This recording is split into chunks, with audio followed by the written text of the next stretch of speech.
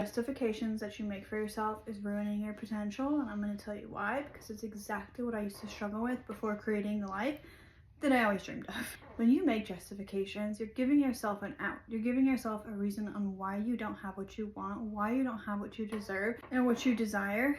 And it's an easy way for you to cope for how miserable you are.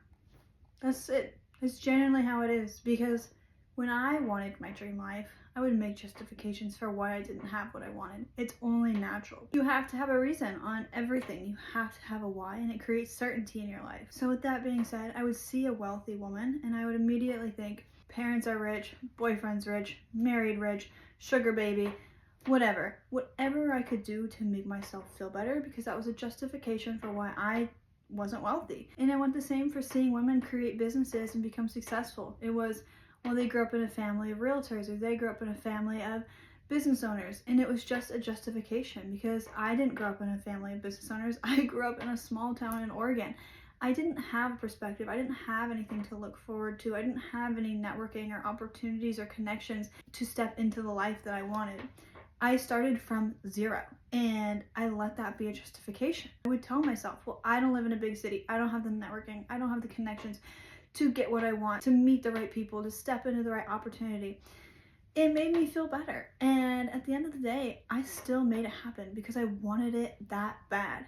It didn't matter where I'm from. It didn't matter my background. It didn't matter my story, my circumstances. But what did matter was actually taking the opportunity to step into the life of who I wanted to become. And that was by saying yes. Yes to opportunities, yes to chances, and yes to myself. Because if you don't believe in yourself and you limit yourself and hold yourself back by holding on to those limiting beliefs, you're doing yourself a disservice. You're getting nowhere with that. You're pleasing the version of you who does not get what they want. And that is because it's easier for you to do that.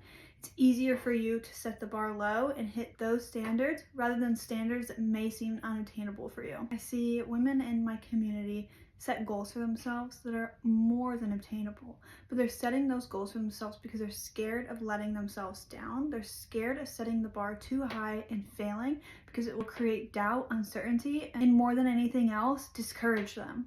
People get discouraged way too easily. They try something, they don't get what they expected, they don't get the outcome that they desired, and they give up. They get discouraged, they stop trying.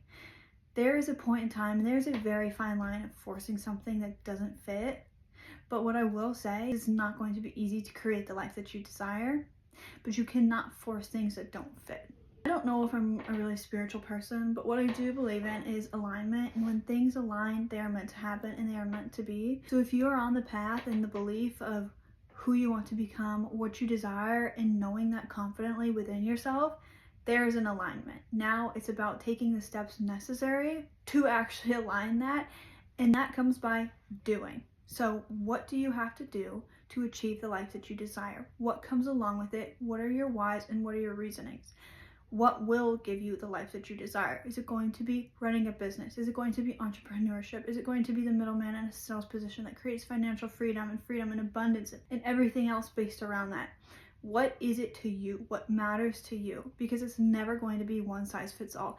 Everybody wants the outcomes that come with a successful life, and that's the materialistic things. But what people don't talk about is what comes along from building the life that you desire, which is freedom.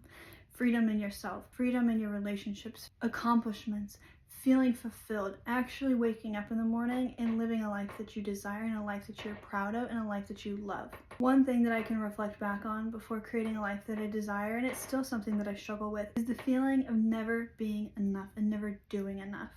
And that was because I was not fulfilling myself, and that was because I was not doing things that I was proud of and things that made me feel whole, complete, and accomplished. But now what your job is to do is figure out what it is to you that will make you feel that way. Because one person, it might not be running a business. To one person, it might not be getting into a sales career. It could be something totally different. Everybody has different desirable outcomes, and identifying what it is to you is what matters. Your path is not going to be like anybody else's. There's never going to be a blueprint. There's never going to be one way to achieve an outcome. So stop limiting yourself to one specific thing, because your outcome will be different. It's going to be a different path. It's going to be a different journey. But be open to opportunity, ideas, and adapt to these things. If you're somebody who needs structure, if you're somebody who needs guidance and to be told what to do, then get into sales. But if you're somebody who desires creative freedom, to be independent, to go your own route, to go your own path, build a business, do something entrepreneurial, do something that fulfills you. Over the last 5 years being in the coaching space, I've seen too many women fall into the trap of the lifestyle and the desired outcome that they want, and not the actual skill set that they need to learn to create that lifestyle. Getting into sales, entrepreneurship, building your own business, that's already a different path enough than working a 9 to 5. You already desire a different life than the majority of the population, and that means something, so listen to it. But what it doesn't mean is giving yourself justifications for why you don't have it yet. And the person that does have what you desire is because they are one step ahead of you, not a million. And you need to bring back the more obtainable outlook on it, because it's so easy to separate yourself from these people that you look up to because it seems so far away. But in all reality, it's really not. That person just said yes sooner than you. They took the opportunity sooner than you. They had that door open in front of them and walked through it before you. And now it's your turn, it's your time, and it takes your alignment to walk through that door. Justifications will kill your dreams. Stop making excuses for why you don't have what you have. We all start from somewhere. We all have a beginning. We all have outside circumstances that impact us. We all have our own story, but finding yours is what matters, and you cannot find that in anybody else. You have to do it for you. You have to do it for your why, and you have to be selfless. I didn't know who I wanted to become. I didn't know who I desired. I didn't know what that was. But how I figured it out was self-reflection, discovering myself, asking myself, who do I want to embody? Who do I want to become? And who is the woman that I desire to show up as every day? And what steps can I take to do so? So now it's up to you to step into the life that you desire and embody that woman that you want to become.